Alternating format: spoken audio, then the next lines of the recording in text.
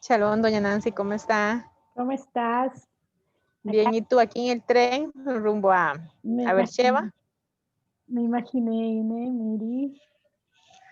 Sí, me alegra mucho, este tema es tan importante. Yo, aunque no tengo niños, decidí ingresar porque, bueno, tiene nietos uno y a veces hay que dar consejos y es bueno saber, como abuela, saber, somos muy alcahuetas las abuelas a veces y eso no es bueno.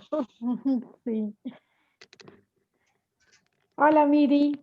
Hola, Son ¿qué las tal? bien, 8:56. Vamos a seguir esperando un poquito porque hay varias que se anotaron. Aunque es un horario que yo sé a veces con los niños. Sí. Yo me pude organizar. Bárbaro. Bárbaro. Muy importante, por el bien de toda la familia y de todos. Cierto. Aquí Sí. tenemos una viajera en el tren.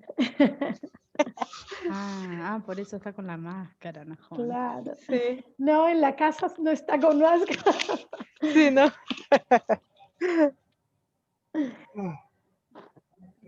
Okay. Bueno, yo tuve este tema que va a tratar doña Nancy, es muy importante porque cuando yo tuve a mis hijos pequeños, necesité muchas veces ayuda y consejo en estas áreas. Uno a veces, por el estrés y la vida, las experiencias, el mundo va cambiando y no sabe uno cómo enfrentar con los hijos ciertas circunstancias y hasta dónde estirar la mano, hasta dónde jalar el mecate, decía mi mamá. Claro. Y afecta a futuro. Uno no lo piensa o no lo ve así, pero en el futuro uno ve las secuelas y las consecuencias. Y sobre todo cuando los niños traen ciertos comportamientos que a veces uno no entiende, han sido provocados por alguna circunstancia o algún trauma. Hay tantas cosas que uno ignora que pasan en las escuelas, con los maestros, con nosotros mismos, cosas que ellos no hablan, que no se expresan como uno tan fácilmente. Y bueno, ocupan ayuda y todos ocupamos ayuda. Todos ocupamos ayuda. Sí. Por eso es importante desde chiquitos.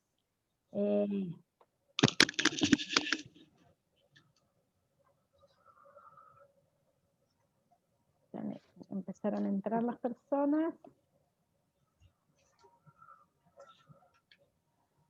Yo una vez había escuchado, doña Nancy, yo le quería hacer esa pregunta a usted, que una vez había escuchado que los niños se le ponen como las bases antes de los 5 años, o algo así, o que después de los 5 años había ya más dificultad porque ya se habían creado algunos hábitos que era más difícil cambiar.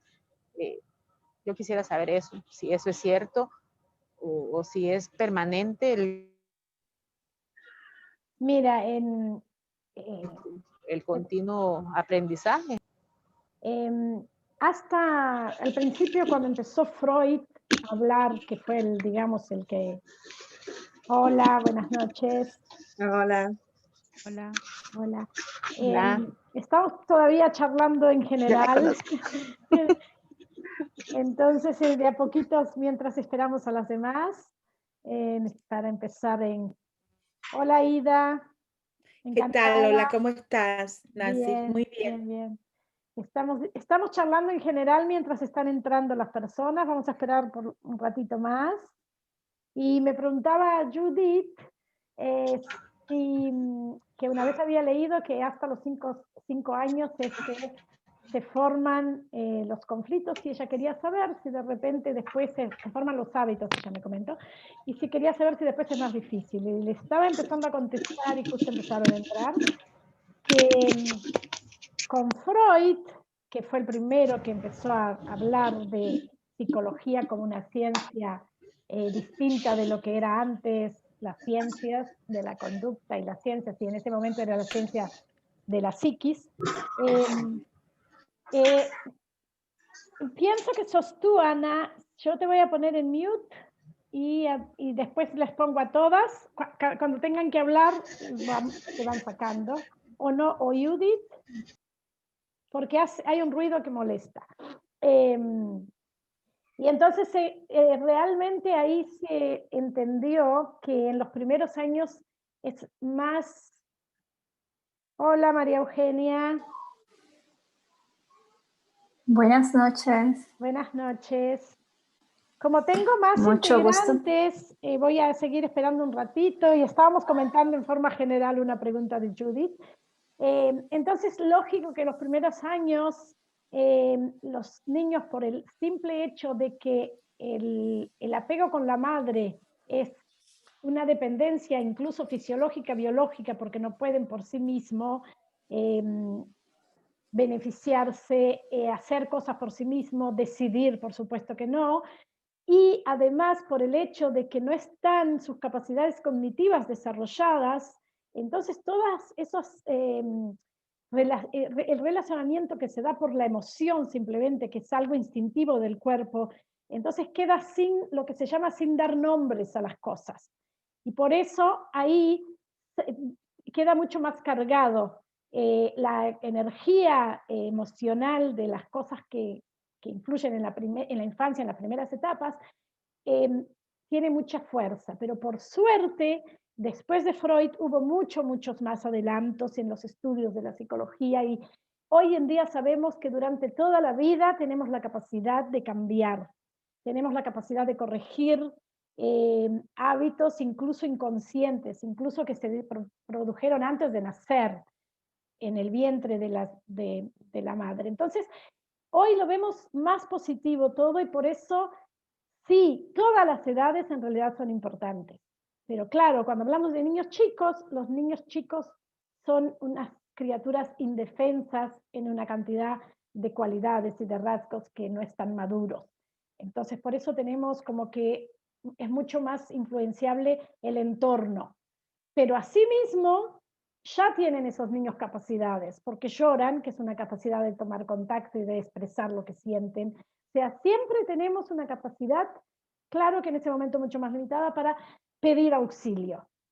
Y en general, si eso te conforma, la respuesta un poco de lo que preguntaste, en general es así. O sea, y eso voy a tocarlo más adelante cuando hablemos en todas las situaciones que nos pasan cuando no logramos. Bueno, ya son 9:03, esperamos solo hasta 9:05 y empezamos en general. ¿Ok? Voy a empezar igual a darles la bienvenida a todas. Un gusto. Empezamos hoy esta sala. Yo tengo salas de charlas de distintos temas. Y ¿cómo surgió esta charla? Justamente por preguntas en el grupo de mamás latinas, preguntas de madres referente a problemas en el jardín de infantes o a cómo manejarse con niños en determinadas situaciones o qué cansada que estoy. Todas esas cosas que todas conocemos que pasamos como madre. Y en una cierta oportunidad o sea, en la pregunta contesto lo que yo puedo de la experiencia personal y profesional, aunque no me dedico a niños, yo me dedico a personas mayores. En general, desde la adolescencia para arriba es lo que prefiero siempre, pero trabajé en los primeros años cuando vine a Israel, trabajé en Pnimiot, o sea, con niños justamente de problemáticos, lo que se llama problemáticos. A mí no me gusta decir que ningún niño es problemático. Entonces, de situaciones de hogares con muchas dificultades y que estaban incluso separados de los padres muchas veces. Y entonces, esa etapa de mi vida yo siempre dije que fue el trabajo que más me satisfizo, que me dio mucha satisfacción. ¿Y por qué? Porque vi los cambios, porque pude ver el cambio en los niños y pude verlo en un periodo de entre 1 y 3 meses, que en niños que hacían años que decían ese no cambia. O sea, a partir de los 3 meses empecé a ver cambios y y bueno, son niños, yo estoy hablando del 98, 99, 2000, son niños que hasta hoy, que son padres de niños ya, me recuerdan. Y me llaman los días de Rosh Hashanah o en Hagim. Entonces, por eso, de pronto dije, es algo que puedo participar de las cosas que incluso aprendí allí con ellos mismos y de mi propia vida con mis hijas. Bueno, ¿y quién soy yo? Me llamo Nancy Cristel. Estudié psicología y soy psicóloga en Uruguay. Acá en Israel, cuando recién llegué, no me dediqué a eso porque vine a pasear y no había terminado la tesis en Uruguay. Empecé luego a hacer todos los trámites de psicología en la Universidad de Ben Gurión. Ahí tuve que estudiar ciencias de la conducta porque no había solo la carrera psicología.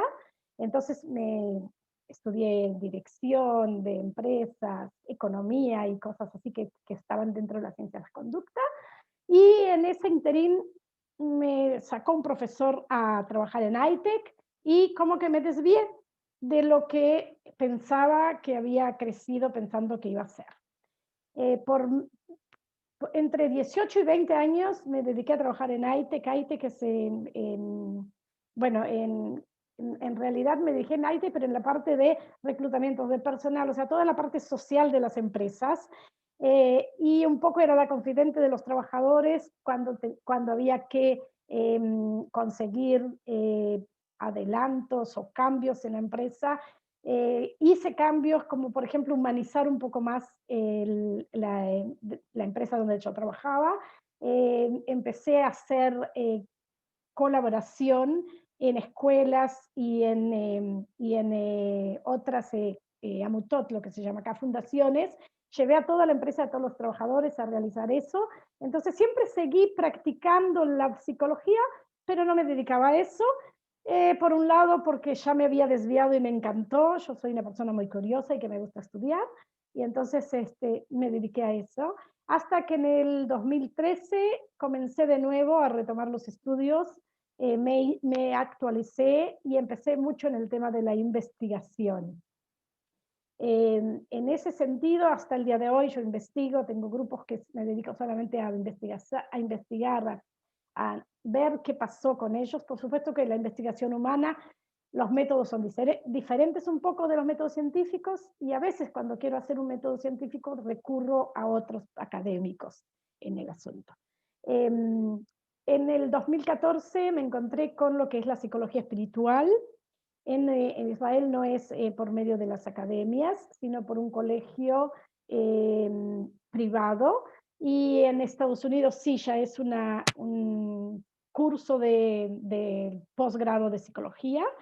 Y me enamoré porque encontré técnicas prácticas simples y muy actuales con los cambios que venía yo sufriendo también, porque durante toda mi vida, como me dediqué a estudiar, y es más, por ejemplo, el cambio de venir de Uruguay a Israel, cuando llegué acá dije, quiero estar en la sociedad israelí, y por 18 años estuve contactos con latinos, pero muy esporádicos, porque estaba como muy entrelazada con la cultura israelí como una forma de estudio sobre mí misma, capacidad de adaptación y otras cosas. O sea, yo siempre me tomo a mí como un conejito de indias y ahí voy haciendo los aprendizajes sobre mí misma.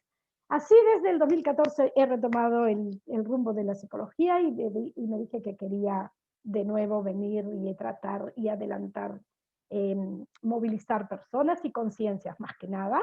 Entonces, por eso lo que me dedico es la psicología espiritual, que es una psicología holística que trata al ser humano como alma, como cuerpo, como mente, y no como, o sea, como todo junto y no como alma, cuerpo y mente por separado.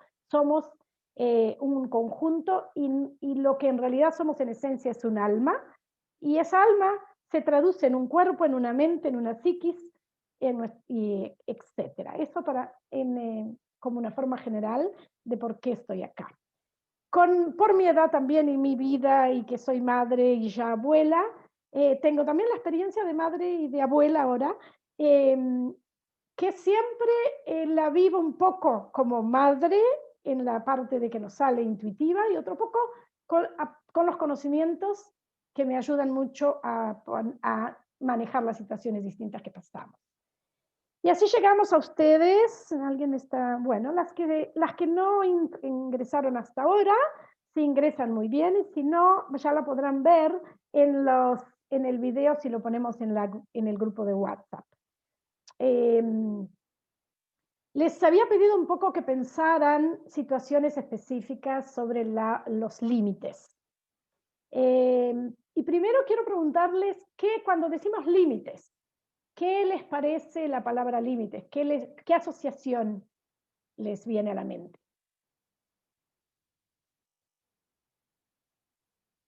Sí, Miri, te veo decidida a hablar. Límites es, yo creo, poner orden, poner reglas.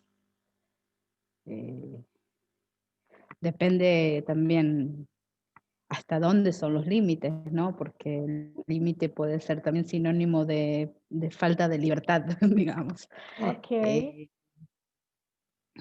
O sea que límites puede ser falta de libertad, puede ser orden, puede ser reglas como que, como normas. Normas, sí. Normas de convivencia, digamos. Sí. ¿Todas estamos de acuerdo un poco con eso?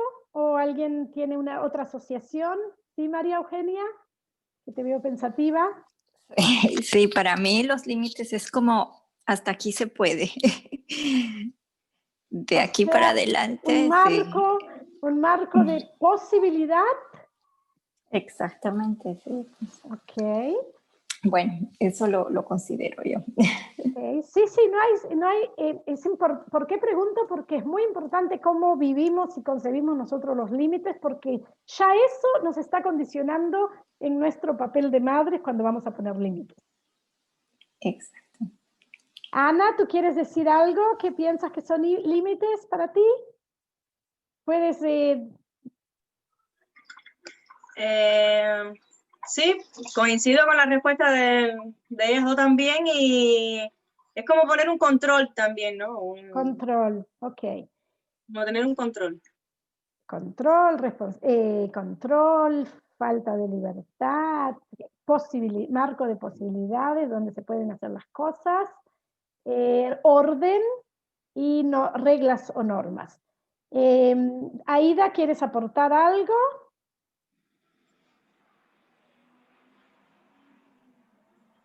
Sí, un poco de lo que ya se dijo, el límite marca un espacio. Y en ese espacio hay cosas que están permitidas, cosas que son aspiraciones de la familia.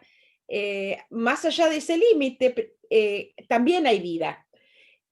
Los límites tienen diversos grados de flexibilidad. Okay. Put it that way. Y algunas veces esa barrera no es de acero, right? Puede ser de un material que permita que se doblen y que después se pongan en su lugar. Sin duda tiene que ver, el concepto de límites tiene que ver con orden, con ordenar la cabeza de la gente que tiene reglas para cumplir, que sabe instintivamente que es más fácil para un niño saber qué está bien y qué está mal, qué es lo esperado, qué es lo prohibido, cuando hay algo firme que lo demarca. Es como lo veo yo. Gracias, Aida. ¿Tú quieres decir algo, Judith? Yo la llamo a veces Judith y otras veces Judith. Gracias, doña Nancy. Gracias a todas. Bueno, primeramente, sí. Buenas noches a todas. Sí, bueno, yo los límites los veo como las instrucciones para la vida. Un manual de instrucciones. Un manual de instrucciones para la vida. Exacto. Okay. Creo que es general. Ok. Entre todas las cosas que dijeron, todas están ciertas y todas no son solo eso, como bien dijo Aida, que ya habló de la flexibilidad. Pero lo primero que se nos ocurre condiciona ya nuestra forma de poner esos límites. ¿Por qué? Porque genera un poco toda una asociación de creencias que tenemos. Ahora, ¿qué son los límites en realidad? Como todas dijeron, es enmarcar un determinado espacio donde se puede hacer cosas, pero ¿para qué? El orden, las normas, saber que hasta acá se puede llegar, ¿para qué sirve? ¿Para qué nos sirven a todos? Bueno, les voy a poner un ejemplo. Hay una fiesta grande en una terraza de un piso de 21 apartamentos, o 27, 30, lo que quieran, muy alto. La terraza no tiene ninguna pared, o sea, hay un piso grande que de pronto se termina, o sea, en algún momento tiene un límite ese piso. Pero no vemos el límite, vemos solo en el piso, no hay nada que nos muestre, no hay marcos que digan hasta acá llega la pared. En ese lugar hay una fiesta e invitamos a una bailarina que se destaca por su capacidad de moverse de un lado a otro en una rampa muy grande. Entonces eso es lo que llama la atención, su capacidad de volar como una mariposa bailando. Imagínense esa bailarina la invitan y viene a esta situación donde hay una rampa muy grande y ella tiene que bailar y ir de un lado a otro. ¿Cómo se siente? ¿Bailaría mejor, más explayada, más suelta o menos que si estuviera en la misma terraza, pero hubieran paredes que delimitan dónde está el final?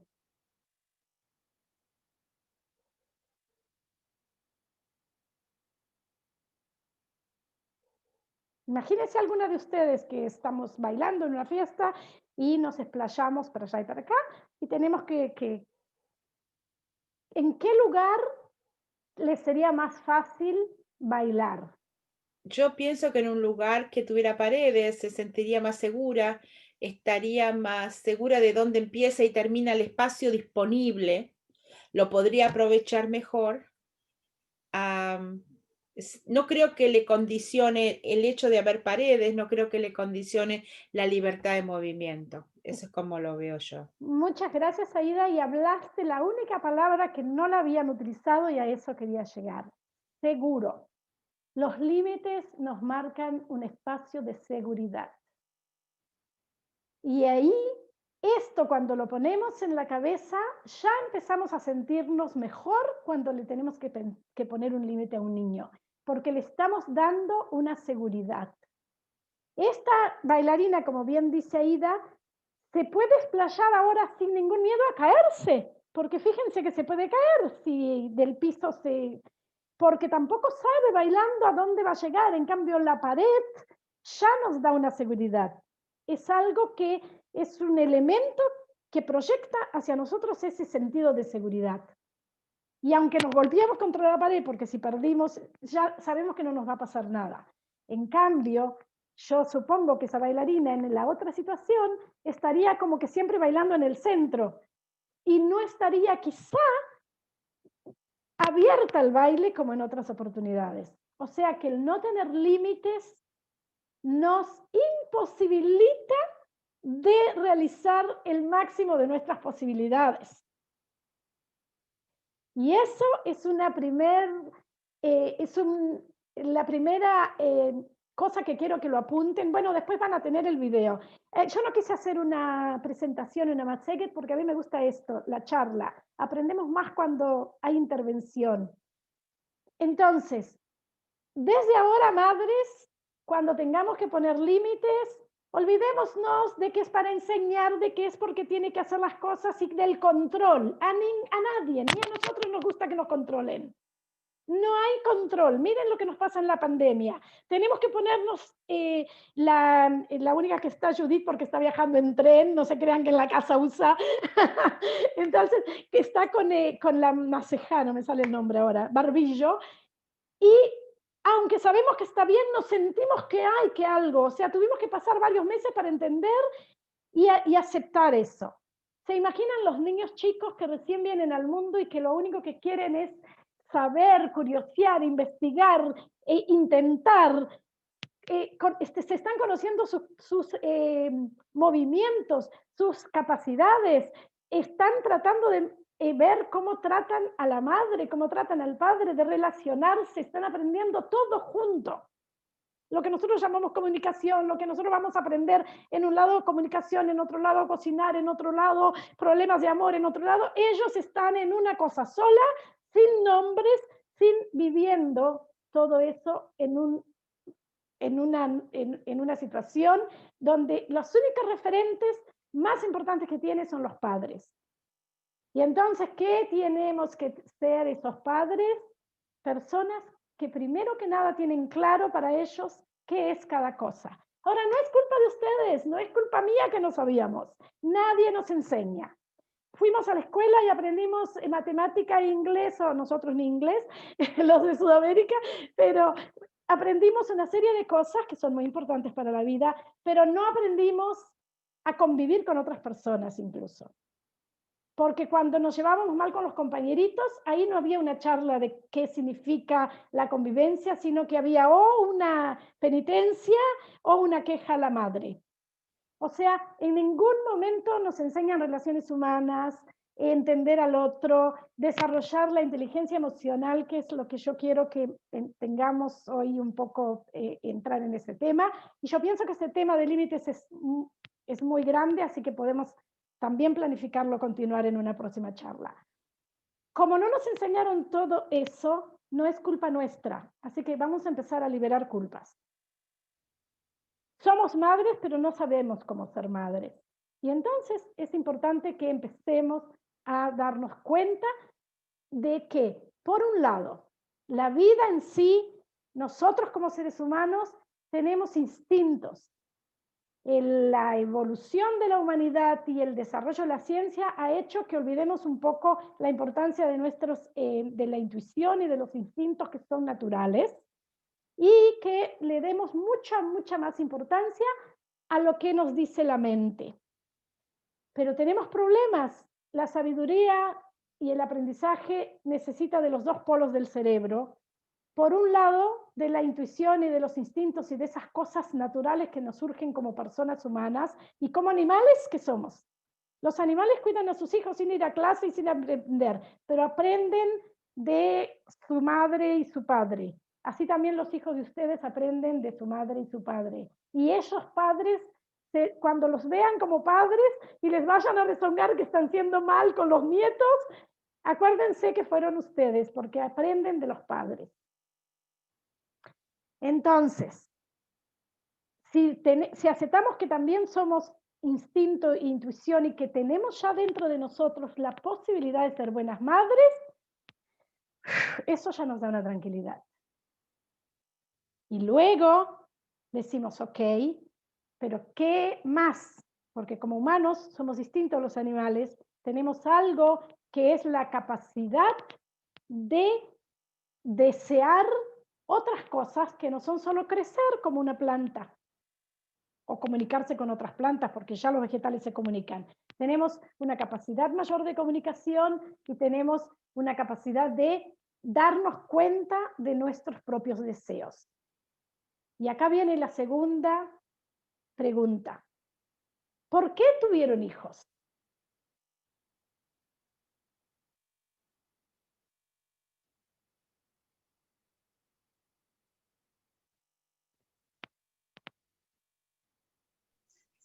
Bueno, en mi caso, no sé, me imagino que le pasa, no, a todo el mundo no le pasa. No sé, como que yo por lo menos sentí el deseo de tener a alguien a quien darle amor y a quien enseñar y a quien educar y no sé. Okay. Más bien creo que fue ese el impulso de querer darle amor y tener algo, un pedacito mío, qué sé yo, no sé. Algo así. Tú has dicho algo que creo que todas, o sea, podemos decir quería tener a alguien para dar amor y podemos decir quería tener a alguien para que fuera fruto del amor con mi esposo o con mi amante o con lo que fuera, con mi pareja. O quería, pero siempre soy yo la que quiero. Ya nuestro hijo es un deseo egoísta de nosotros. O sea, no quisimos a alguien para reconocerlo como una persona de valor, quisimos a alguien que fuera nuestro. ¿Qué pasa? Después nos sentimos responsables por ese alguien, porque sabemos que depende de nosotros. Y es cierto, empezamos a amarlo, empezamos a cuidarlo, y es la cosa más preciada que tenemos, porque todas las madres sentimos eso. Es cierto, hay también casos de madres que de repente viven una situación muy estresante, hay también las enfermedades que surgen a veces después de tener un hijo, y entonces está la depresión postparto cuando tú no quieres nada, pero sin ir a esas situaciones patológicas que serían, ¿saben qué? Esas situaciones patológicas reflejan justamente eso. Queríamos algo que no sabíamos lo que era, queríamos un deseo egoísta porque queríamos para nosotros algo, incluso que por nuestro instinto quiere de por sí también dar vida, porque es la ley de la vida, y en segundo lugar porque es la forma de reproducirnos. La especie humana quiere seguir, hay algo en la evolución natural de la vida que hace que tengamos hijos. O sea, por un lado esa fuerza y por otro lado nuestro deseo ese de querer tener un hijo.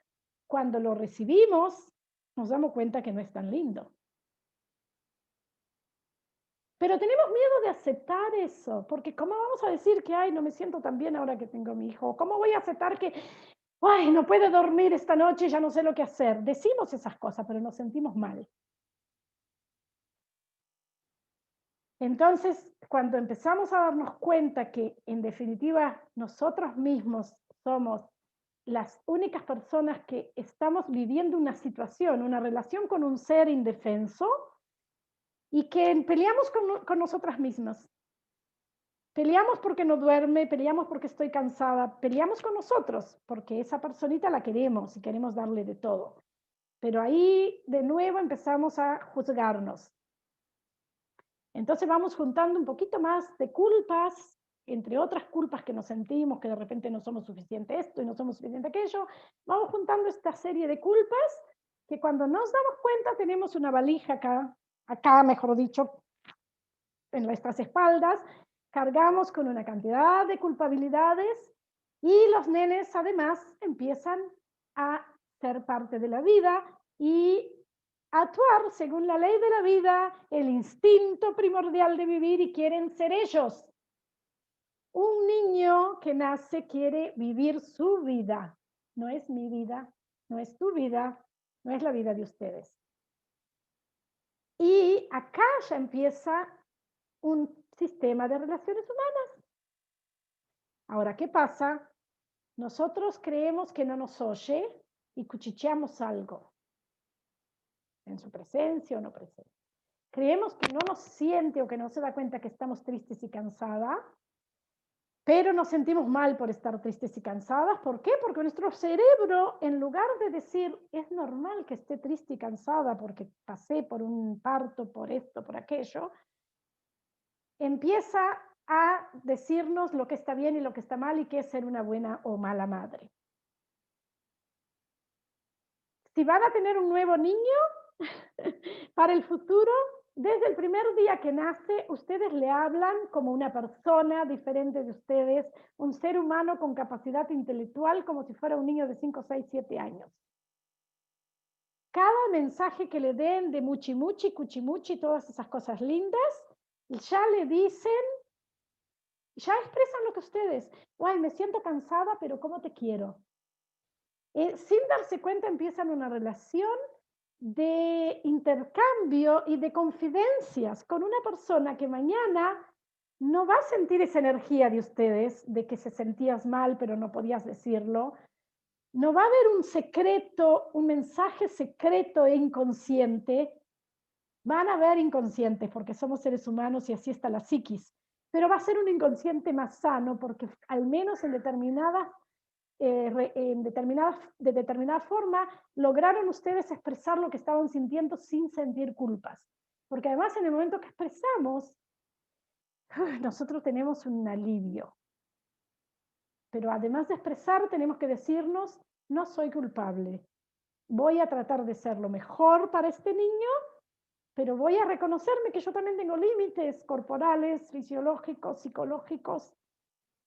Y entonces en cada momento no se sientan frágiles ni malas madres, son madres y son seres humanos.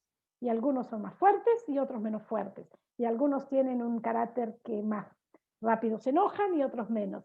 Los hijos de ustedes, además, si pensamos que son almas, eligieron ese tipo de familia para venir a vivir su vida. O sea que ya su lección de vida viene exactamente, entró en la familia que tenía que hacer él su propio proceso. Ahora, ¿cómo entonces establecemos esa vinculación entre un proyecto de niño, de vida, que es de nuestros niños, que cada uno además tiene su propio proyecto de vida, y nuestras expectativas de que sea una buena persona, de que aprenda, de que yo tengo que enseñarle?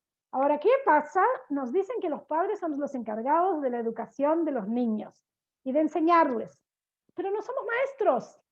Los maestros van y tienen toda una serie de materias y hacen una carrera para enseñar a los niños en la escuela. Aprenden pedagogía y aprenden cuándo es la edad que pueden entender estas cosas y cuándo es otras cosas. Los padres no.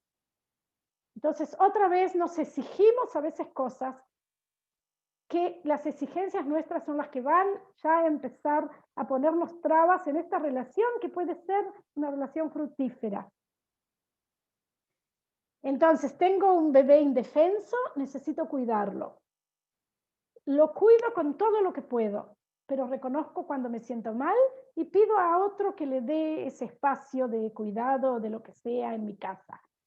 Y me siento no culpable, sino al contrario, me siento fuerte y muy contenta, satisfecha conmigo mismo, que supe reconocer en mí mis posibilidades. ¿Por qué? Porque estoy guardando energías para el momento en que yo esté con él. Saber nosotros mismos los propios límites es la cosa más importante para toda una relación con nuestros niños. Ahora, llega la edad de 2, 3 años, el niño ya no es el niño dependiente de la madre y que la única comunicación que tenía es el llanto, el pecho, la caricia, o sea, porque se fue dando una serie de comunicaciones. Como sé que la mayoría son un poquito más grandes, voy a pasar ya a la otra etapa, pero podemos hablar pila de la parte anterior. Pero a los 2 años el niño comienza a querer desprenderse de los padres. Ya no quiero ser parte, no quiero pecho, si quiero pecho es porque yo elijo. Pero no quiero ser una parte de mi madre, yo necesito individualizarme y es lo que todos queremos. Nosotros no queremos un hijo dependiente o una hija dependiente. Nosotros queremos personas que puedan actuar por sí solas y valerse por sí solos mañana. Pero ¿qué hacemos? Hacemos todo lo contrario. Empezamos a darles órdenes cómo tiene que ser la vida de ellos. ¿Por qué? Con valores muy importantes, o sea, tenemos perfectas excusas. Tenemos las excusas de que tenemos que enseñarles, que tienen que aprender, que así es la vida y tal. Todo muy bien. Ahora pensemos, ¿cómo hacemos estas expectativas que tenemos y que son, por supuesto, de gran valor, pero de forma natural para que el niño la pueda ir captando también naturalmente y disfrute y participe?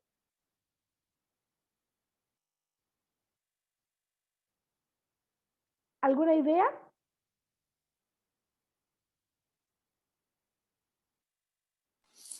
Pienso que actuando, ¿no? Como nos gustaría que ellos sean o hagan las cosas, dando el ejemplo, sin decirles, pero dándoles el ejemplo. Creo que eso es. Exacto. Por un lado eso, ¿cómo actuamos? Porque no nos vamos a volver niñas de 2 años, aunque no estaría mal. ¿Cómo actuar? ¿Cómo podemos actuar? Esa es la parte difícil. Porque, pues sí, no, muchas veces no sabemos cómo reaccionar ante ciertas situaciones con ellos. En primer lugar, es acordarnos de cómo seríamos siendo niñas de 2 años. Y a veces tenemos recuerdos. Y cuando no logramos en 2 años, nos acordamos de ahora. ¿Cómo tomo yo cuando me vienen a decir lo que tengo que hacer? Entonces decís, no me gusta.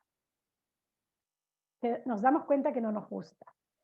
Entonces empezar a pensar eso ya nos hace entender que puede ser que le vayamos a decir o a pedir no le va a gustar.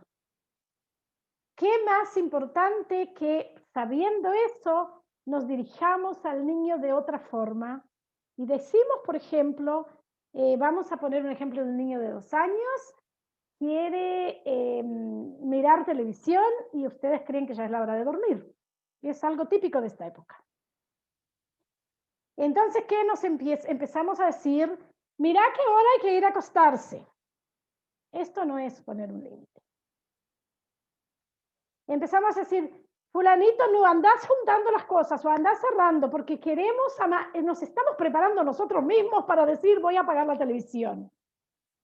¿Por qué? Porque empezamos a darnos cuenta, sabemos interiormente que él prefiere mirar televisión porque es entretenido y aunque prefiere después dormir, porque todos sabemos que en el momento que lo llevamos al niño de 2 años a la cama, también va a disfrutar de estar allí y de leer el cuento.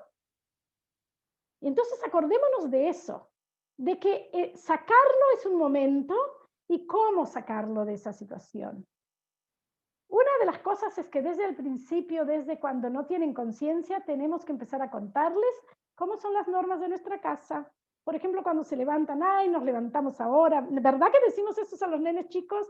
Ay, nos estamos cambiando y nos estamos, porque les estamos mostrando cosas de la vida. Pero de pronto a los 2 años nosotros ya no hacemos eso. Pues seguir diciendo, por ejemplo, nos estamos levantando, son las 7 de la mañana, hoy es domingo, se empieza el jardín o lo que sea que tengan.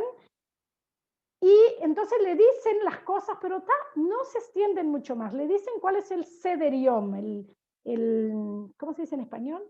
Bueno, las tareas diarias. El plan del día. El plan del día. La agenda. La agenda del día. Se lo cuentan. Puede ser que ahí él pregunte cosas y entonces se arma toda una historia. Tienen que tratar de contarles a los chicos historias. Cuéntenles, cuando yo era chiquita como tú, aunque crean que no entienda nada, porque a veces nosotros manejamos cosas que decimos no va a entender. Lo que importa es la comunicación, es esa mirada de uno al otro y es esa atención que de pronto él dice, mi madre me mira y me está contando algo, aunque no entienda. Porque los mensajes, más allá de lo cognitivo, es lo que le entra. En definitiva, eso es lo que le explicaba al principio en la pregunta de Judith. Lo que importa hasta los 5 años, cuando ellos todavía no tienen la capacidad intelectual de entender una comprensión lectora o cosas, o una operación matemática, que ya ahora han cambiado también las edades. Y no puede entender, por ejemplo, una situación conflictiva, dónde empezó, dónde se terminó, pero captan toda la energía. Y eso se les graba en el cuerpo. Se les graba en las células y muchas veces las enfermedades posteriores que tienen son por determinadas cosas que las vivieron mal. Entonces, empecemos por eso, lograr una comunicación desde el momento que nace, decirles cosas de nosotros. Yo recuerdo que en eso yo tenía una forma natural, tuve muchos errores, pero porque cuando ya estando embarazada me empezó en la cabeza decir, me empecé a sentir culpable antes de tener un niño, diciendo, ¿cómo voy a ser madre?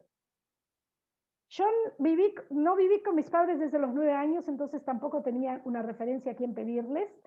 Y entonces dije, sabiendo todo, teniendo psicoanálisis en la cabeza y todo eso, me sentía que, ¿cómo voy a hacer ahora para no ponerle una cantidad de traumas a mis hijos? Y resulta que todo lo que había estudiado me estaba haciendo peso en lugar de abrirme la mente. Y un día cayó en mis manos un libro que yo no sé por qué nunca anoté de quién es, pero se llamaba La Madre Perfecta No Existe. Y lo leí, no sé si era de autoayuda o qué, y empecé a darme cuenta que la madre perfecta no existe aunque sea perfecta.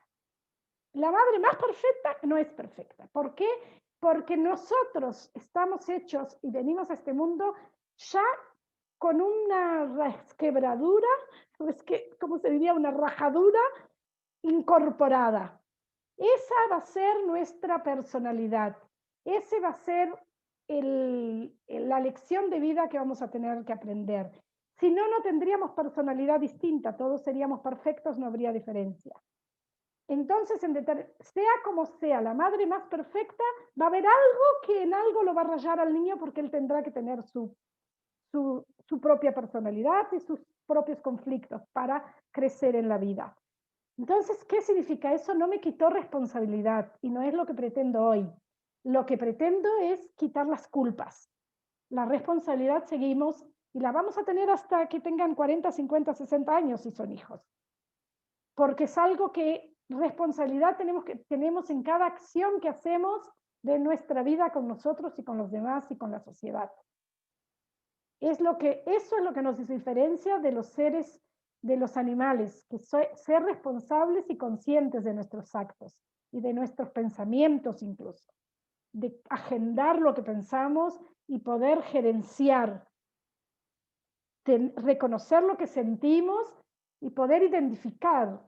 Las emociones nosotros no las podemos cambiar, o sea, no las podemos evitar, no es cambiar, no las podemos evitar porque las sentimos. Ante una cosa triste, sentimos tristeza. Ante un conflicto nos sentimos nerviosos o nos sentimos... O sea, emociones llegan, de pronto nos toman, pero entonces no hay cómo evitarlas. Pero nosotros aprendemos a gerenciar, porque cuando vemos que estamos tristes, podemos darnos el lugar de estar tristes, pero también por estar consciente de si me sirve o no me sirve para lo que tengo que hacer hoy. Y si no me sirve, tengo la capacidad de decidir elegir ahora otra emoción. Y para ello hay técnicas, pero no es la clase de hoy. La charla de hoy, volviendo a los límites, ¿qué hago entonces cuando el niño está mirando televisión y tengo que llevarlo? En unos ratitos antes yo me pongo a mirar televisión con él. ¿Por qué? Porque los chicos cuando son chicos quieren estar con los padres. Pero ¿qué pasa? A nosotros nos sirve que mire televisión, porque estamos haciendo otras cosas y son importantes. Entonces lo dejamos, pero de pronto entendemos que tiene que irse y le exigimos de repente la mejor parte de él. Si sabemos que vamos a cocinar o que queremos que mire una hora, elegimos algo que sea en una hora. Si va a mirar un programa que sabemos que dura 2 horas y son las 6 y queremos que a las 8 ya esté en la cama, entonces nosotros de antemano ya le decimos, mira, pero este programa no lo vas a poder terminar de ver. Quizá puede ser este otro. ¿Qué te parece tal programa? Algo que se termine antes. O sea, nosotros les damos la posibilidad de elegir. No es que estamos diciendo que ellos hagan lo que se les dé la gana. Nosotros elegimos qué opciones. Tenemos que ser súper creativos, pero tenemos la capacidad de ser creativos. Todos tenemos. ¿Qué vamos a hacer hoy? Bueno, determinado programa puede mirar hasta tal hora. Trato de elegir qué programas que terminen a la hora que yo quiero que se termine. Le comento y le doy entre 2. Nunca damos más de 2 para elegir. Si es elección es entre 2 cosas, porque más de 2 confunden a los niños. 2 opciones y elige una. En el momento que eligió no hablamos más de la otra, le ponemos el programa que queremos, hacemos las cosas y si no terminé antes de tiempo, pues yo me pongo el límite y digo, esto puede esperar. Pero mi hijo ahora lo tengo que estar con él. Y me siento 5 o 10 minutos antes de que termine y empiezo a charlar si está disfrutando. Si me hace así que no me quiere escuchar, respeto. Porque ¿qué pasa? Nosotros no respetamos a nuestros niños. Nosotros creemos que respetamos. Pero nosotros le queremos poner control. Nosotros queremos que coman ahora porque no queremos que nosotros nos quede la comida tarde, porque no queremos la culpa que ya la tenemos en la cabeza, que sea más que durmió más tarde. O sea, siempre nosotros nos cuidamos a nosotros. Y no se sientan mal por eso. Y lamentablemente esa es la vida. Cada uno lucha por sí solo. Y nuestra necesidad de dar, después la compensamos con eso, con que damos cosas a los demás y damos amor a nuestra familia, por supuesto. Pero cuando reconocemos esas cosas, resulta que somos mejores personas. O sea, reconocer nuestros defectos que no son defectos, que son digamos, limitaciones que tenemos todos por vivir en esta vida, que tiene límites, un mundo real, con una cantidad de limitaciones, trabajos, horas, estrés, todo lo que sea. Entonces, aceptar que es parte de la vida, es decir, ok, estoy de acuerdo con ello. ¿Qué hago de la mejor forma? Entonces, ahí empezamos a tratar de ser creativos. Hablamos con ellos y decimos, ¿te está gustando? ¿No te está gustando? Se terminó. O hay 2 minutos de apagamos, y si me dice no y zapatea, no le damos tiempo porque decimos, sí, me imagino que es triste, ¿verdad? Que se termina. O sea, nosotros le demostramos que entendemos lo que le está pasando. Es cierto que ahora, qué pena que no podemos mirar televisión, pero ¿sabes qué? La cama está tan calentita o la cama está tan fresquita, según donde sea. Vamos a arreglar en el dormitorio la cama juntos, vamos a poner el oso. Elijan algo que al niño le gusta del dormitorio, pero así también de la comida. Elijan algo que le puede llamar la atención y entonces juntos hacen el siguiente paso. Vamos a leer el libro que te gusta. Si lloró, le dejan un rato.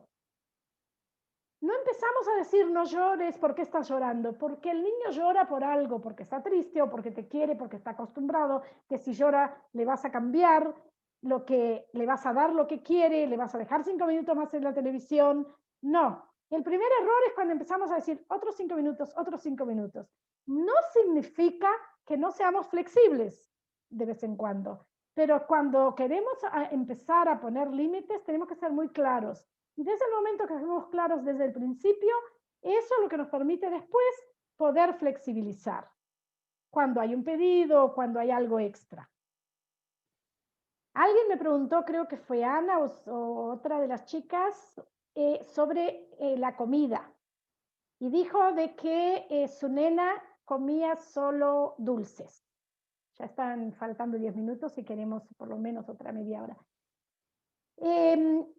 Acá hay 2 cosas. Por un lado, la mente que dice está mal, el azúcar está mal por esto, por todas las cosas que sabemos hoy, y que empiezan, en lugar de obtener esa información para enriquecernos y poder manejarla, la obtenemos como para ponernos culpas de nuevo.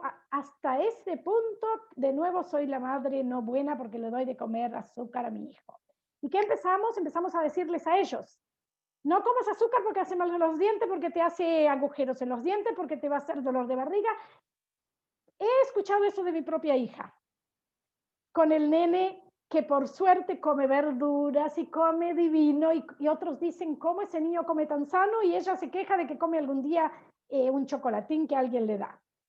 Entonces, ¿qué pasa? Son nuestros miedos. Reconozcamos que es nuestro miedo de hacerle mal al nene. ¿Qué estamos haciendo al decir que le va a pasar una cantidad de cosas? Estamos proyectándoles nuestro miedo a él, la misma energía esa de temor, de culpabilidad, ya les estamos poniendo. Al niño no le importa ahora, no entiende si es chico con menos, después de los 8, 9, 10 años ya empieza a entender, pero al principio le cuesta mucho entender una cosa a largo plazo. Ahora él ve sus dientes y no ve ningún agujero, y puede ser que ni siquiera le asuste tener un agujero en el diente, es un susto tuyo. Lo que sí tenemos que hacer es que en nuestra casa, desde que nació, tener lo que queremos que le vamos a dar de comer. Si la primera vez que le dimos algo no fue algo dulce, él va a aprender a comer lo que nosotros le dimos. Pero ¿qué pasa además? Que la hora de la comida tenemos que sentarnos con ellos y comer con ellos. Y al hacerlo más agradable toda la situación de la comida, nosotros empezamos a enseñarles sobre alimentos. ¿Tú quieres que tu hijo coma brócoli y no, por ejemplo, una torta? Vienes con un brócoli bien lindo, salen a comprar el brócoli, llegan y dicen, ¿dónde vamos a guardar el brócoli? Esto vamos a hacer tal cosa, buscan una receta, hablan del brócoli, de lo bueno que me va a dejar fuerte, que voy a crecer, todo lo que sí el nene ve en las otras personas, ve que crece la mamá, ve que la mamá es grande, ve que hay un hermano más grande, y entonces empezamos a hablarle de lo bueno que tiene tal Pero cuando aparece alguien y le da un azúcar, nos callamos la boca. Porque en el momento que decimos que eso no se come, ahí le despertamos. Por un lado, la curiosidad de qué es eso.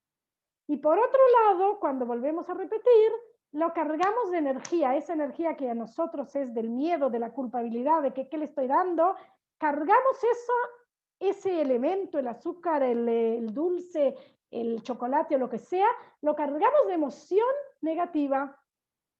Y eso le produce al niño un apego a ese determinado elemento. Y todo lo que quisimos, lo hicimos al revés. Porque, no sé si ustedes saben, pero hay una ley del universo, seguramente la han escuchado, a lo que no resistimos, nos apegamos, lo traemos constantemente. Me resisto a que mi hijo coma azúcar, pues lo va a comer más veces. Entonces, ¿qué pasa cuando ya está comiendo azúcar y queremos cambiar? Primero, no compro masa para mi casa, esas cosas. Segundo, me callo la boca sobre el azúcar.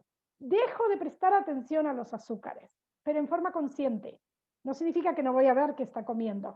Voy a tratar de cuidarlo, pero en forma consciente elijo no poner el foco en lo que está mal. Vamos a poner el foco en lo que está bien. ¿Qué quiero de la alimentación de mi hijo? Me hacen hoy una planificación de cómo quiero o cómo creo que es una buena alimentación. ¿Por qué? Y me lo hago a mí. Me convenzo de eso y vengo y traigo esas cosas. Lo invito, por ejemplo, si las compras se hacen una vez por semana, dejamos algunas cosas que queremos que coman, por ejemplo, para ir al almacén de la esquina, para que pueda ir conmigo, o a la verdulería. Ahora que pandemia no salimos tanto, podemos hacer así. Entonces lo hacemos partícipe. Le pedimos que elija, pero no elija de los dulces. Y si él te pide un dulce, le decimos, ok, uno, solo uno, y está bien, elige uno. Ah, quiero otro, uno y lo comemos en casa o lo comemos, o sea, no, piden en un lugar donde. Si llora y zapatea, no se asusten. Tenemos que, como se dice, ser soporte de nuestros hijos. Soporte significa soportarlos cuando también están en un llanto y descabellados y se tiraron al piso. ¿Cómo lo soportamos? No me interesa que la gente me diga, porque enseguida nos ponemos a pensar que está haciendo vergüenza, que no, en ese momento pensamos, ¿cuánto está sufriendo mi bebé que se tiró en el piso? O sea, porque el nene sufre, por un lado es porque quiere que tú le des, pero sufre porque no puede recibir lo que él quería. Sufre con ese deseo. ¿Cómo enseñamos a los niños a postergar sus deseos? Que es tan importante para la vida. Está comprobado científicamente que niños chicos que tuvieron la, ¿cómo se dice en español? Pudieron separar la satisfacción, o sea, esperar, poner un tiempo para recibir la satisfacción, tienen mucho, mucho, mucho más éxitos en la vida. ¿Qué queremos para nuestros hijos? Que tengan éxitos. Así que en vez de correr y comprarle porque está llorando, nosotros le enseñamos a soportar ese momento y a esperar y a comerlo en cualquier cosa, comerlo o a mirar lo que quería o a recibir lo que quería después. Pero por supuesto tenemos que ofrecerle un después interesante. Y en el momento que está llorando, tenemos que abrazarlo. Cuando un niño se tira en el piso y zapatea, por ejemplo, si lo aprendemos a abrazar fuerte, que un poco no se puede mover, pero le decimos, está bien, entiendo que estás llorando, ya hay un cambio. Pero ¿qué hacemos nosotros? Decimos, no llores, pero fíjate lo que estás haciendo, pero qué vergüenza. O sea, le damos una cantidad de mensajes que es lo que pensamos que está bien. Le abrazamos y podemos simplemente abrazarlo en silencio. Es preferible no decir nada, abrazar en silencio. Él va a patalear, pero si somos suficientemente fuertes, podemos soportar de nuestros hijos un cierto. Hasta que él simplemente se vence a sí mismo, pero tú estabas allí para contenerlo.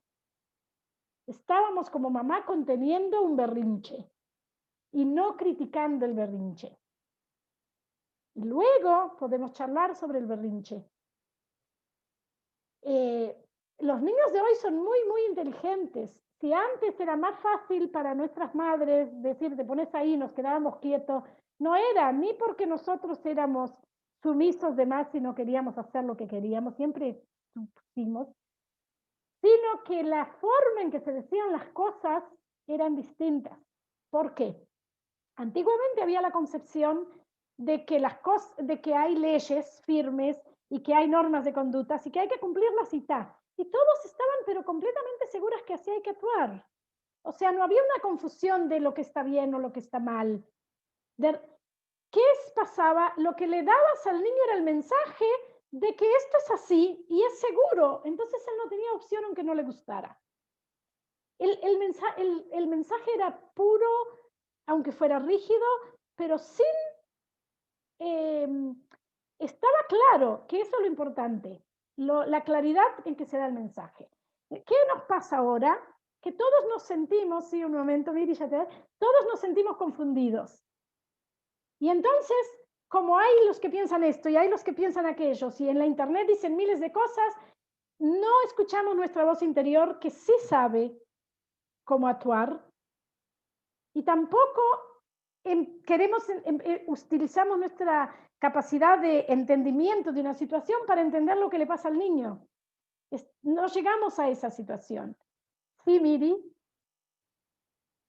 No, yo quería decir que dijiste que como era antes, yo creo que estaba muy basado también un poco en el miedo, porque teníamos miedo a nuestros padres, se podía decir, porque antes se acostumbraba, no te portás bien, te pegaban un chirlito, y eso producía miedo, entonces nosotros, digamos, tratábamos de no pasarnos de las reglas. Pero por ejemplo, cierto, hablemos, por ejemplo, claro, pero los límites se recibía lo que quería, el resultado el padre recibía y el niño aprendía. Sí. Miren que no estoy justificando que se haga por miedo, pero el miedo lo usa la media y la humanidad la usa hasta hoy en muchas cosas. Sí. Porque sabemos que es algo que logra poner justamente límites a las personas. Sí. Porque es algo que tenemos en cosas. Pero lo de la claridad es importante, porque era tan claro el mensaje que el niño sabía que tenía miedo de que iba a recibir una cachetada o lo que fuera. Lo que ahora pasa es que los padres estamos confundidos y no damos un mensaje claro. Porque al tener culpa, incluso el padre de antes se justificaba su culpa diciendo, porque yo recuerdo personas que decían, me duele más a mí que a ti. O sea, estaban conscientes que es algo que no querían hacer, pero lo hacían tan seguros de sí que no permitían a ellos mismos esa confusión. Entonces, esto es lo que yo quiero decir, no que el método estaba bien o mal, lo que quiero decir es que la claridad del mensaje. Entonces, cuando nosotros tenemos que hacer ejercicio todos los días para ir clarificando el mensaje que les damos, y para eso tenemos que pensar primero, ¿qué clase de persona quiero en mi casa? ¿Qué clase de orden quiero en mi casa? ¿Hasta qué punto puedo yo ser flexible? ¿Qué resultado es el que espero? Esas son unas preguntas que un poquito ya quería entrar ahora, pero antes quería decirles otra cosa, que es lo de cuando dije no entendemos la situación que está viviendo el niño. Como estamos tan preocupados de lo que queremos o de lo que tiene que ser, porque si no le vamos a hacer mal, al final le hacemos mal en el sentido de que no manejamos bien esta situación del berrinche o de la discusión y entramos en la discusión. Tenemos que evitar entrar en una discusión. Decimos una cosa y si es una persona ya grande, en el momento que dijimos lo que queríamos, no esperamos la contestación si nos dijo que sí o que no. Hicimos el pedido o recordamos que hay que hacer determinada tarea y nos callamos la boca. Y si rezongó y dijo algo, nosotros en ese momento nos decimos, es ella, está haciendo su proceso con algo que no le gusta porque tiene que dejar de hacer algo para hacer algo que le pedí yo. Es su proceso, pero no. ¿Qué nos pasa? Como nos contestó mal, entonces la vocecita me recuerda que siempre me contesta mal, que de nuevo se está portando mal, que esta niña quien le entiende y que es todas esas vocecitas son en definitiva nos están diciendo tú no sos una madre buena. Entonces tú te enojas contigo misma Y al enojarte contigo misma, la reacción que vas a tener con tu hija o tu hijo va a ser una reacción y no una respuesta. Cuando una niña te dice, por ejemplo, ¿qué te dicen? No quiero hacer. Si dicen no quiero hacer, antes ya que es lo que yo quiero también que lleguemos a un plan del día, había un acuerdo de que hay que hacer determinadas cosas y que determinadas tareas los hace fulano, mengano y ciclano. En ese acuerdo anterior, cuando no hay discusiones, nosotros hablamos también de cuál es el propósito de eso, de mantener un orden o de mantener un... gracias. Muchas gracias.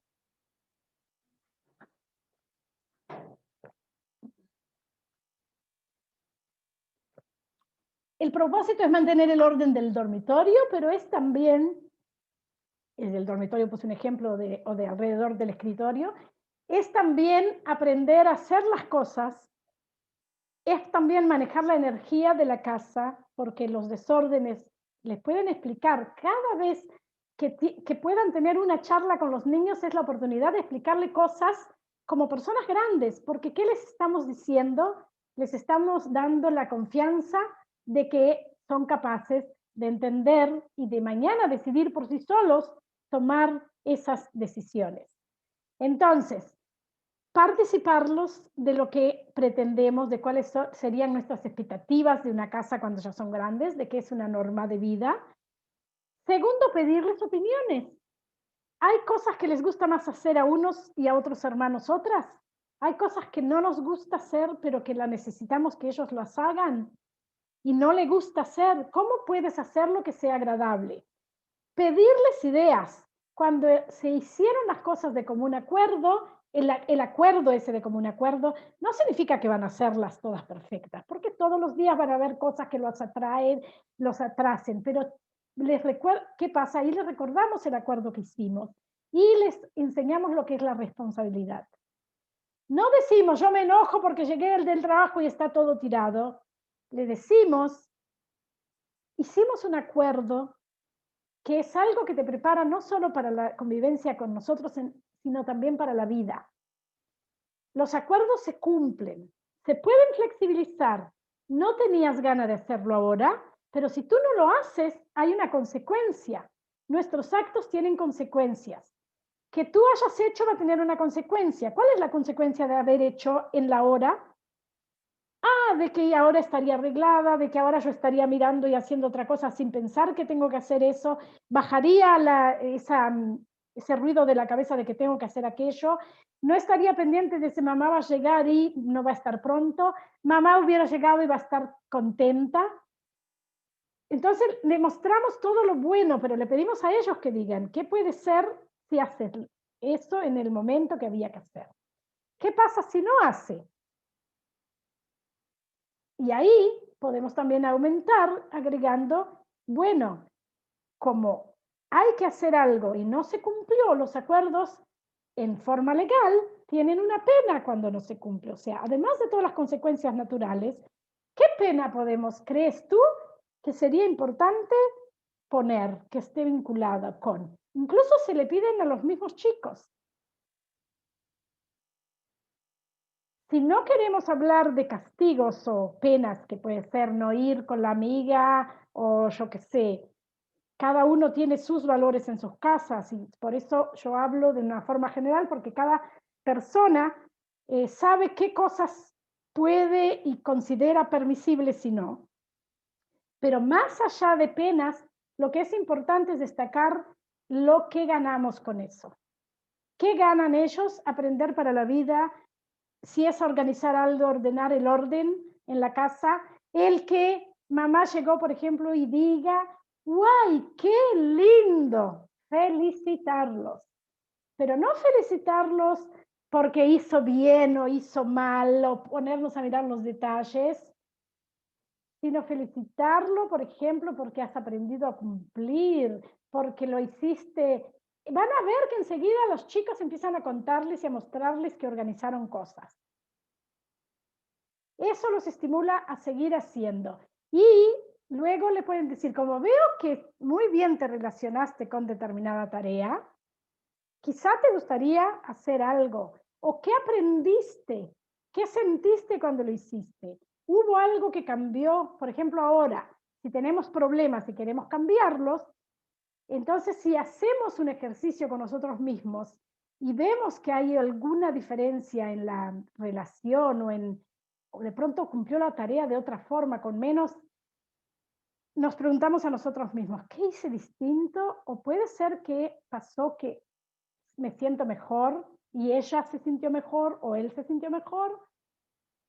Y luego de determinados días le preguntamos, vi que toda esta semana no hubo conflictos.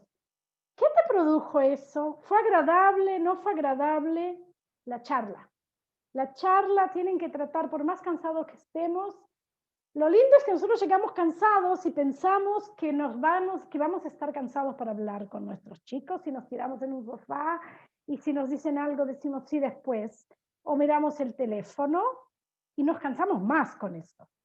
Yo les puedo asegurar que en el momento que hacen una respiración y dicen, bueno, voy a escucharlo, empiezan a escucharlo cansado, pero terminan llenos de energía con la charla con los chicos.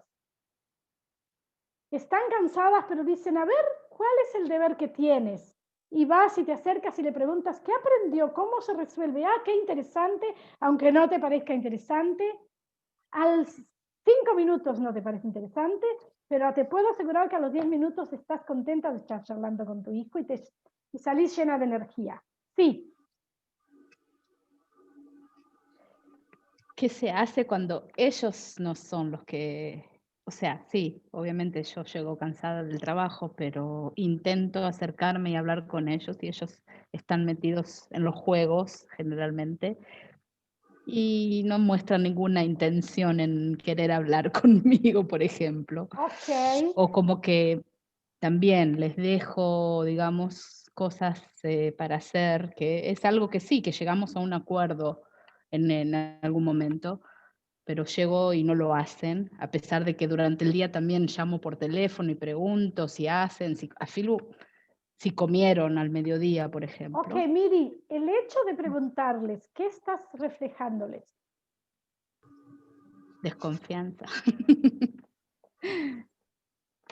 Nosotros queremos recordarles por qué es importante comer. Perdé cuidado que si están con hambre van a comer. Sí. ¿Qué van a comer? Es responsabilidad tuya que hay en la casa. Sí. Y si pregunto mucho, ellos ya saben que me van a preguntar y al final se dicen entre sí, ¡ay, qué pesada! A mí me llamaban la Jafarferet en hebreo. Un día encuentro en el teléfono de una, eran más grandes porque soy de las madres que tuvieron teléfono cuando estaban en el liceo. Bueno, eran otras épocas también, pero ya habían desde antes ya tenían las amigas y ellas entendieron. Una cosa, yo no sé ustedes, pero por ejemplo fue algo natural, siempre nos besamos. Bueno, yo besuqueo a todo el mundo. Entonces creo que es algo muy de Uruguay. Entonces, de Sudamérica. Entonces, nosotros nos besamos a la mañana y bueno, y durante el día si salían y entraban había un beso y a la noche antes de dormir un beso. Y ese acercamiento en el beso lo mantenemos hasta ahora y me sirvió, por ejemplo, cuando eran grandes y iban a las discotecas y que sabían que tenían que avisar si se retrasaban, si no se retrasaban, porque iba a estar esperando. Cuando abríamos la puerta, yo abría la puerta, aunque sabía que estaban llegando, pero yo las oía y salía. O sea, me despertaba sin querer y les daba un beso. Yo recuerdo que muchas veces lo hacía eso en forma natural y luego me di cuenta de la importancia que tuvo. Porque yo pude verlas siempre si volvieron felices o tristes y en ese momento del beso y había olor a cerveza y entonces le preguntaba de forma natural, ¿tomaron con los amigos? Porque si yo digo, ya tomaste cerveza, yo ahí le pongo como que es algo malo y le va a costar contestarme. Entonces, tomaron cervezas, o sea, yo siempre me hice, pero yo reconozco que fue algo natural en mí. Tuve que aprender otras cosas que no eran naturales, pero lo que fue natural en mí me di cuenta después qué tuvo de bueno y también cuando tuvo cosas de malos, porque todo lo natural no siempre. En ese sentido, eso yo puedo reconocer que era bueno, el hecho de que siempre me sentí como, me hice un poco niña como ellas, y entonces jugué con las charlas de ellas, y si tenían su dormitorio, ya desde chiquita les habíamos dicho que no hay dormitorios,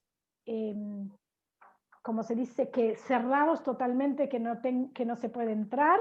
O sea, voy a respetar si estás adentro, y porque cada uno tiene sus cosas, pero no, si tengo que entrar por algo, no voy a entrar sin miedo. O sea, no se dio la posibilidad, pero entonces, ¿qué pasa? Los dormitorios estaban abiertos y nadie invadía a nadie, y cuando estaban cerrados se responsabilizaba. Y otra cosa con las computadoras, por ejemplo, yo ahí entiendo que es algo muy difícil, porque cada niño tiene su computadora y tiene su teléfono. Nosotros teníamos una computadora y estaba en el salón. Y entonces no había la computadora en el dormitorio.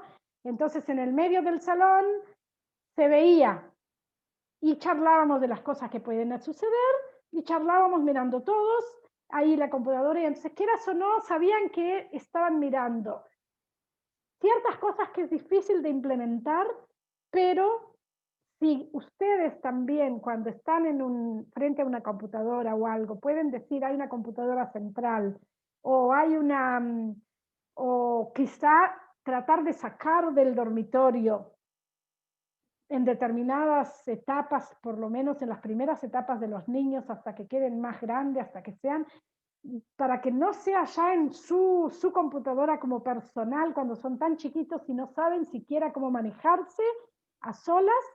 Yo pienso que el hecho de que está en un lugar donde los padres están viendo es de nuevo como los límites que dan seguridad. El nene No, sabe. yo te digo, en mi caso tenemos también las computadoras. Ellos no tienen computadoras en sus cuartos. Son dos Nayadot portátiles, están en el salón, y además tienen una consola, un juego, Claro. que también generalmente juegan en el salón porque es donde hay mejor internet entonces. Claro. Pero cuando están jugando, desaparece el mundo, o sea, no existe nadie más. Sí, que me habías hecho esa pregunta y me fui. Cuando tú llegas, tú le das el beso, y si le preguntas cómo están o algo, ellos te van a contestar así. ¿Qué piensa Miri?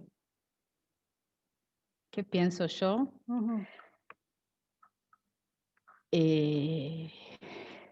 Como que lo único que les importa es en los juegos y nada más, o sea, que no hacen... ¿Por qué eso te molesta? Porque están demasiado concentrados, demasiado metidos en eso, y no hacen nada más, no hacen lo que supuestamente tienen que hacer. Ok, pero tú me estás hablando de que es ahora cuando viniste. ¿Qué es lo que tienen que hacer cuando viniste? Porque no sabes si no hicieron durante el día. O ya... Me doy cuenta, no, cuando llego me doy cuenta que no lo hicieron. Y los veo ya jugando. No, en realidad, si los veo jugando, no es que me moleste en ese momento, pero empiezo, o sea, trato de acercarme y tratar de hacer algún diálogo con ellos, y es imposible. Claro, pero o se le pido algo y Odmeat. Estoy en el medio del juego, no ahora, después, y bueno, y así. Y al rato, obviamente que se olvidaron ya lo que pedí. No, bueno, pero vayamos al punto ese de que tú llegas y ellos están en medio del juego. Tú puedes entender que es más interesante el juego, que a pesar de que es mamá, o sea, en ese momento que estás concentrado, cuando tú estás concentrada en algo, sí, y además en la mente del niño, tú puedes entender que es cosa. Entonces, en primer lugar, aceptar, ok, me doy cuenta que está concentrado y que eso es lo que más le interesa. No es sacarlo de esa situación lo que va a ayudarte a conseguir tu propósito. Y acá viene justamente lo que yo quería comentar, de que tenemos siempre ante cualquier actitud o ante preguntarnos esto: ¿qué resultado quiero? En tu expectativa de madre, a ti te gustaría, en tu fantasía, de que cuando llegues o dejaran sus computadoras y te contaran, por ejemplo, cómo te fue en el trabajo. No lo vas a lograr haciendo así porque están en el medio del juego y todo lo que sea sacarlos de allí va a producir una resistencia. ¿Y qué pasa? Al final, que como tú al final todos los días intentas y recibes la misma respuesta, te empiezas a enojar contigo mismo y quieres cambiar esa situación, pero en definitiva no sabes hacerlo de otra forma. Entonces, vamos a pensar juntos un día, cada tanto, una vez por semana, no sé si tienen una charla de familia, pero quizá pueden hacer, tú dices, bueno, nosotros ahora vamos a hacer un hook, una especie de juego familiar, no se aceptan teléfonos ni nada, pero tú y tu pareja o quien esté participando apagan. O sea, o lo bajan a mínimo o lo dejan en otro dormitorio, es lo más importante. Porque nosotros exigimos por un lado una cosa. Y entonces ahí, por ejemplo, puedes tratar de un juego y si no puedes decir el juego es que vamos a soñar cómo queremos que sea nuestra casa, nuestra convivencia. Y ahí les participas cómo te sientes. Tú nunca le participaste, a no ser cuando estás enojada, pero enojada es decir, no me hacen caso o esto y aquello, y entonces es una crítica, es demostrar un malestar. Tú vas y participas. Les quería contar cómo era, por ejemplo, en mi casa. Cuando hay cuentos, los chicos se entretienen y preguntan. Puede ser que digan, no me interesa. Tú, si dicen eso, tú sigues contando a una u otra, o puedes decir, no les interesó, ok. Yo quería además participarles algo mío. Pensé que podía interesarles y me encantaría que me escucharan. Yo no creo que cuando tú dices que tú quieres expresar algo y no estás reclamando nada, sino que dices, no creo que no escuchen en cierta forma. Y luego está en nosotros en cómo llevamos la conversación para que sea una charla. Y si no, cuando están comiendo o algo que tengan juntos, se puede dar la charla y entonces planifican cómo quieren que sea el orden en la casa o cómo quieren que sean. Y hablan un poco de la importancia del relacionamiento, no solo de padres con hermanos y de eso va a reflejarse en mañana cuando ellos tengan sus hijos. Y eso va a reflejarse en el trabajo que tengan cuando sean más grandes. Tengo en la internet, ¿me oye? Y eso va a reflejarse, siempre tomen cosas de la vida. Pueden leer parábolas, determinadas situaciones que traen.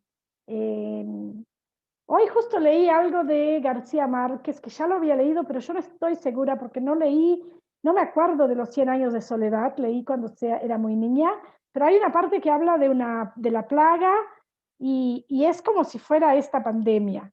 Entonces, yo voy a ponerlo después porque me lo anoté para ponerlo. Y aunque sea cierto, ¿no? Está importantísimo y lo comentan porque plagas hubieron en todas las épocas y las personas, los antepasados tuvieron que relacionarse en esas situaciones. Y de repente leer, miren lo que pasó, puede dar algo de charla. Si son ya niños de 10 años, 11 años, se pueden charlar de preguntarles si tienen alguna motivación que pensaron ser cuando sean grandes. ¿Qué les gusta hacer? Si tienen un hobby que les interesa más. ¿Qué materia te gusta estudiar en la escuela?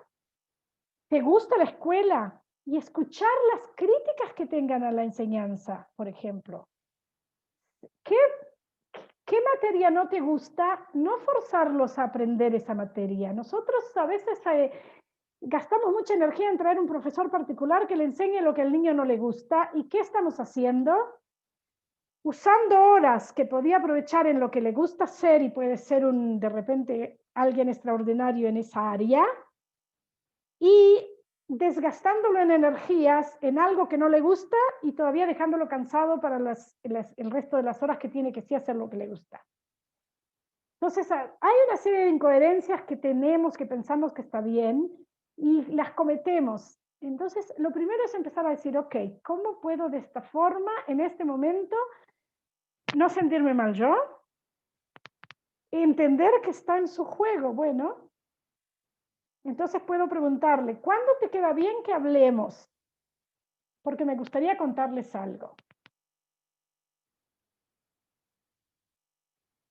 Si te dice, ay mamá, algo así, dice, no, de verdad, ¿me puedes decir si dentro de una hora terminaste? Simplemente vamos a charlar.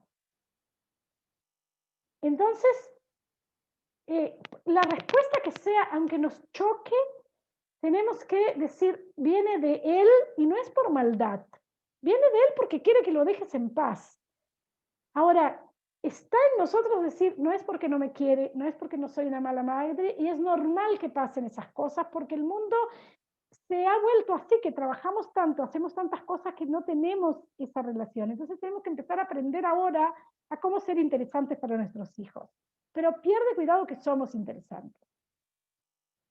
En el momento en que empezamos a hacer ciertos hábitos de charlar, de contarnos cosas, pero siempre pedirles a ellos la opinión, un ejemplo, algo que les pasó con amigos, algo que vieron en la televisión, algo que les llamó la atención y comentarles que en la vida cada cosa, incluso una película que vemos, nos sirve de enseñanza. ¿Qué aprendimos con ello? Y que las enseñanzas más importantes son aquellas que hacemos de nosotros con nosotros mismos. Por ejemplo, me cuesta, cuando soy chiquito, me cuesta ponerme un zapato. ¿Vieron que los niños chicos quieren ponerse el zapato aunque les cuesta?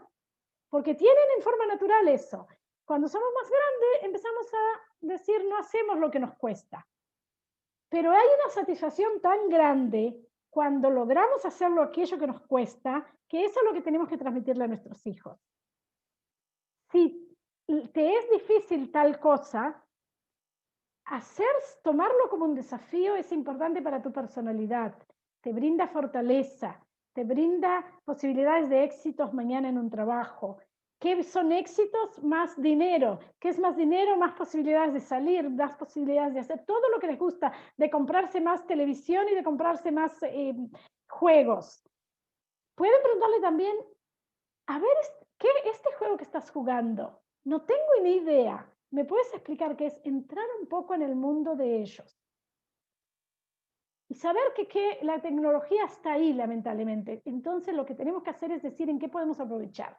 Ok, además de juegos, ¿sabes que hay juegos que ya te enseñan, por ejemplo, cómo hacer una página web? ¿Sabes que hay juegos que te enseñan, por ejemplo, aprender inglés?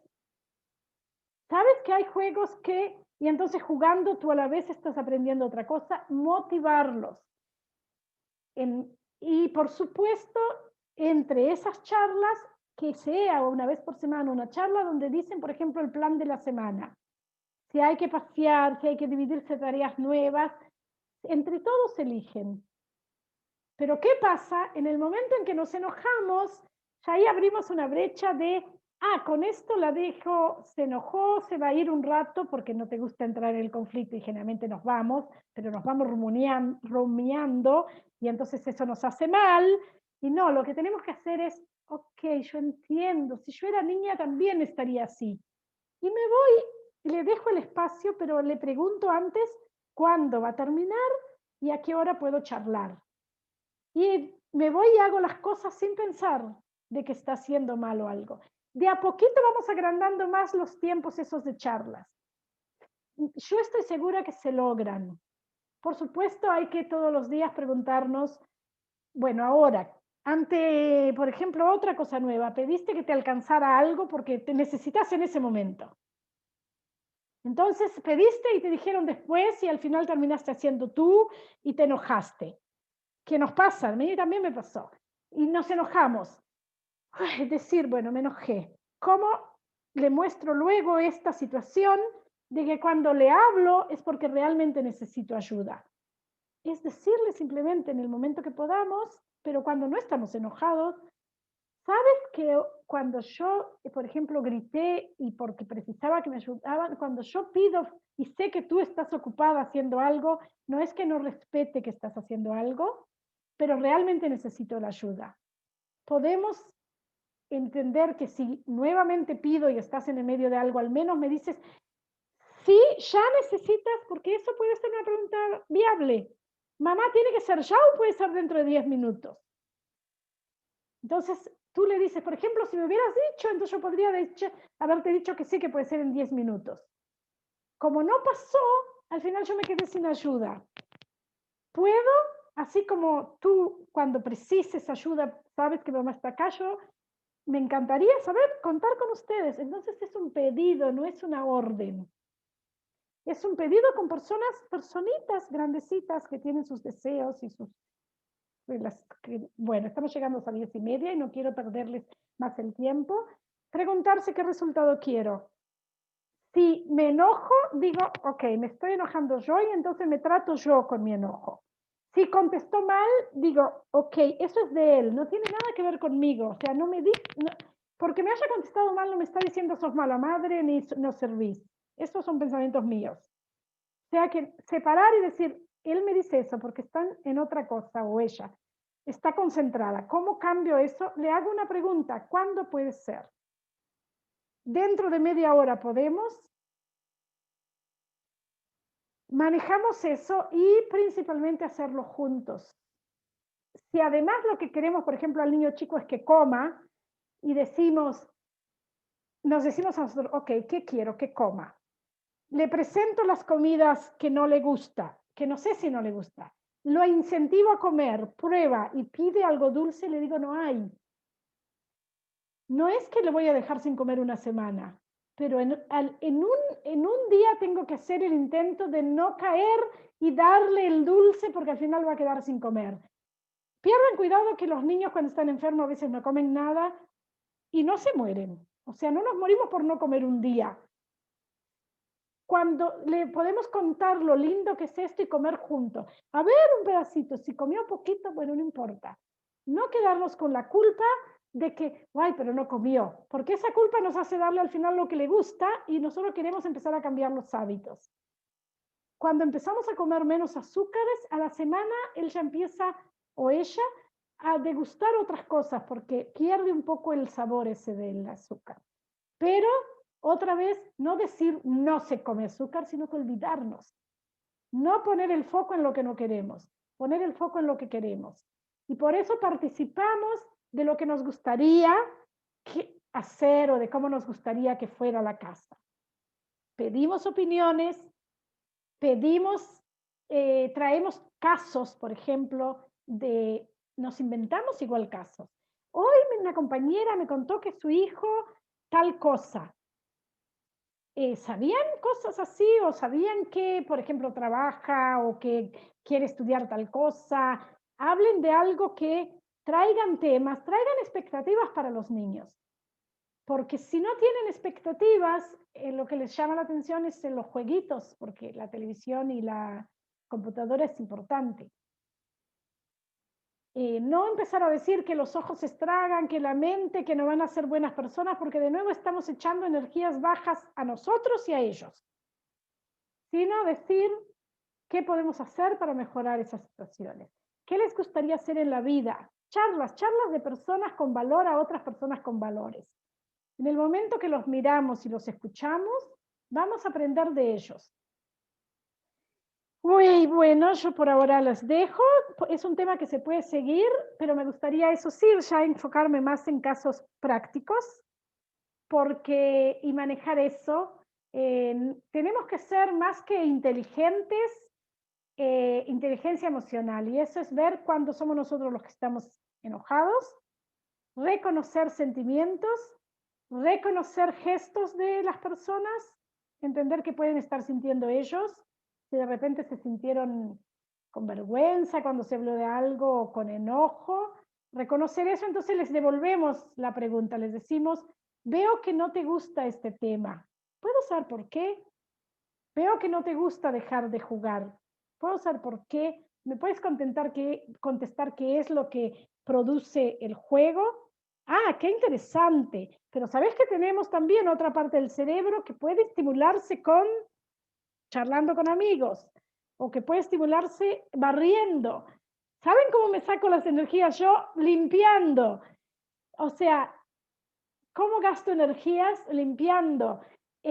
cuentan cosas de ustedes o cuentan cosas de personas y eso hace que en lugar de que sean normas estrictas, es convivencia. Y también decir de vez en cuando, bueno, hoy no me voy a enojar.